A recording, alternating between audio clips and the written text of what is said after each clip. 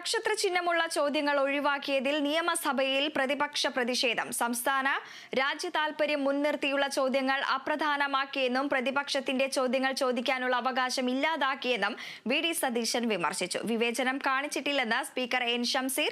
പ്രാദേശിക പ്രാധാന്യം മാത്രമുള്ള ചോദ്യങ്ങൾ തള്ളാനുള്ള അവകാശമുണ്ടെന്ന് സ്പീക്കർ സഭയിൽ മറുപടി നൽകി. സഭയിൽ ചോദ്യം ചോദിക്കുന്നതുവരെ ചോദ്യം പ്രസിദ്ധപ്പെടുത്താനാകില്ല എന്നാണ് ചട്ടമെന്ന് ഓർമ്മിപ്പിച്ച സ്പീക്കർ ചട്ടലംഘനമില്ലെന്നും അഭ്യൂഹങ്ങളുടെ അടിസ്ഥാനത്തിലുള്ള ചോദ്യങ്ങൾ എന്ന നിലയിലാണ് ചോദ്യങ്ങളും നക്ഷത്ര ചിഹ്നം ഒഴിവാക്കിയതെന്നും മറുപടി പറഞ്ഞു. വിശദീകരണം തള്ളിയ പ്രതിപക്ഷം സ്പീക്കറുടെ ഡയസിന് മുന്നിൽ പ്രതിഷേധിച്ചു. സ്പീക്കർ രാജിവെക്കണമെന്ന മുദ്രാവാക്യം മുഴക്കിയായിരുന്നു പ്രതിഷേധം.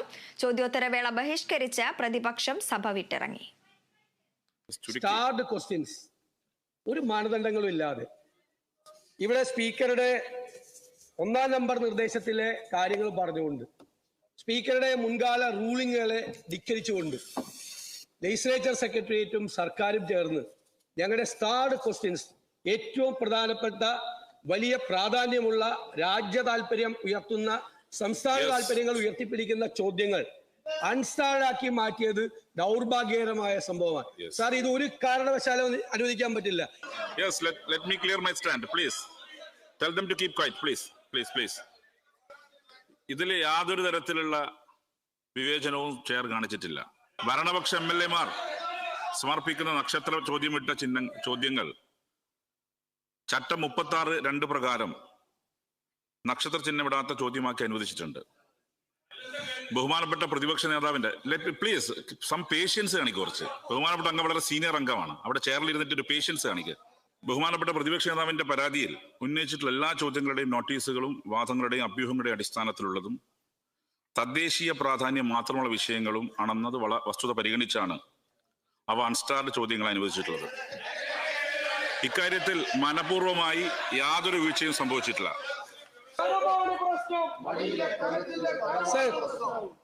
സാർ, ഇതിൽ പറഞ്ഞിരിക്കുന്നത് സഭയിൽ ഉന്നയിക്കാനുള്ള പൊതുപ്രാധാന്യം ഇല്ല, തദ്ദേശീയ പ്രാധാന്യം മാത്രമുള്ള ചോദ്യമാണ്, സഭാതലത്തിൽ വിശദമാക്കേണ്ട പ്രാധാന്യം ഇല്ല. സാർ, കേരളത്തിന്റെ ക്രമസമാധാന ചുമതലയുള്ള ADGP RSSന്റെ അഖിലേന്ത്യാ ജനറൽ സെക്രട്ടറി. ചോദ്യം നമ്പർ 2 ശ്രീ മുരളി പെരുന്നല്ലി ചുമതലപ്പെടുത്തിയ പ്രകാരം ശ്രീ KV സുമേഷ്, ബഹുമാനപ്പെട്ട മുഖ്യമന്ത്രി. സ്പീക്കറുടെ കസേരയിൽ ഇരുന്നുകൊണ്ട് അന്ന് പ്രതിപക്ഷ നേതാവ് ആരാണ് എന്ന് ചോദിച്ചത് അങ്ങയുടെ പക്വതയില്ലായ്മയായിട്ട് തെളിയിക്കുന്നത് എന്ന് പറയേണ്ടി വന്നതിൽ എനിക്ക് ദുഃഖമുണ്ട്. സാർ, ഇവിടെ ഞങ്ങൾ അങ്ങൊരിക്കലും ചോദിക്കാൻ പാടില്ലാത്ത ഒരു സ്പീക്കറും ആ കസേരയിൽ ഇരുന്ന് ചോദിക്കാത്ത ചോദ്യമാണ് ചോദിച്ചത്. സ്പീക്കർ പദവിക്ക് അപമാനകരമായ ചോദ്യമാണ് അങ്ങ് ഉന്നയിച്ചത്. ഇവിടെ അങ്ങ് കൂട്ടുകയാണ്. ഈ സർക്കാരിന്റെ എല്ലാ വൃത്തികേടുകൾക്കും കൂട്ടുനിന്ന് പ്രതിപക്ഷത്തിന്റെ അവകാശങ്ങളാണ് അങ്ങ് ഹനിച്ചത്. സാർ, അതുകൊണ്ട് ഞങ്ങൾ ഈ ചോദ്യോത്തര വേള ഞങ്ങൾ ബഹിഷ്കരിക്കും. ഒന്ന് കേൾക്കണം ബഹുമാനപ്പെട്ട പ്രതിപക്ഷ നേതാവ്. ഏതായാലും ഫ്ലോറിൽ ഡോക്യുമെന്റ് ചെയ്യേണ്ടതാണല്ലോ. ചെയർ പറയാം. Yes sir.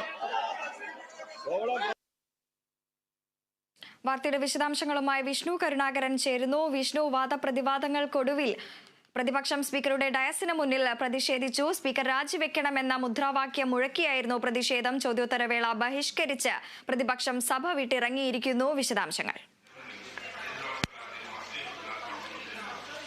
തീർച്ചയായിട്ടും പ്രതിപക്ഷം വലിയ പ്രതിഷേധവുമായി തന്നെയാണ് ഇന്ന് നിയമസഭയിലേക്ക് എത്തിയത്.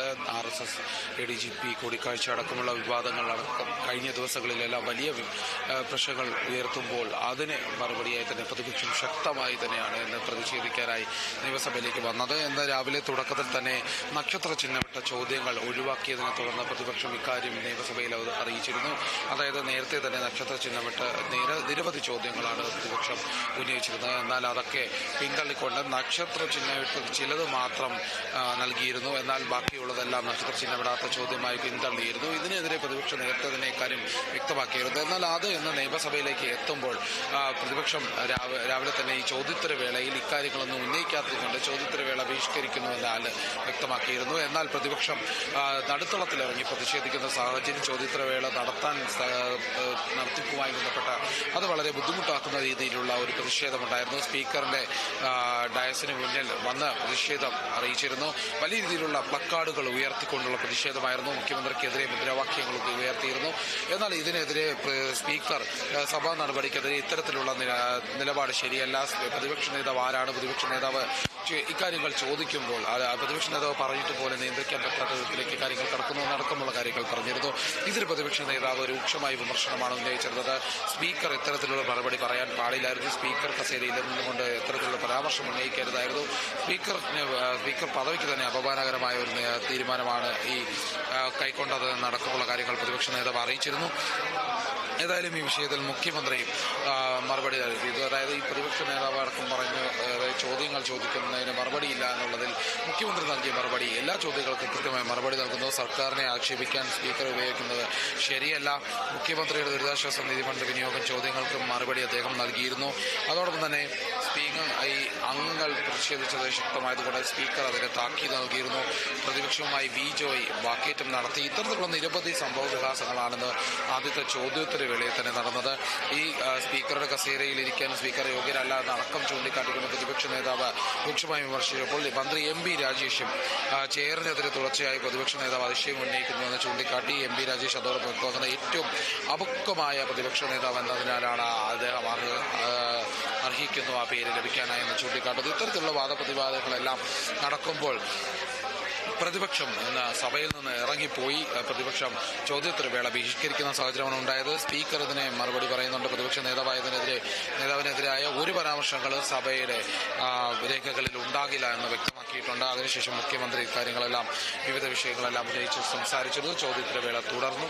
അതിന് പിന്നാലെയാണ് ഇപ്പോൾ പ്രത്യേകിച്ചും ഇനി ഉടൻ തന്നെ ആരംഭിക്കാനിരിക്കുന്നത് ശൂന്യവേളയാണ്. ശൂന്യവേളയിൽ അടിയന്തര പ്രമേയം അവതരിപ്പിക്കും. അടിയന്തര പ്രമേയം ഉന്നയിക്കാൻ പ്രധാനമായും മുന്നോട്ട് വയ്ക്കുന്ന സാധ്യതയുള്ള വിഷയം ഹിന്ദു പത്രത്തിൽ മുഖ്യമന്ത്രി കൊടുത്ത അഭിമുഖവും മലപ്പുറം പരാമർശവുമായി ബന്ധപ്പെട്ട വിവാദങ്ങളും തന്നെയായിരിക്കും.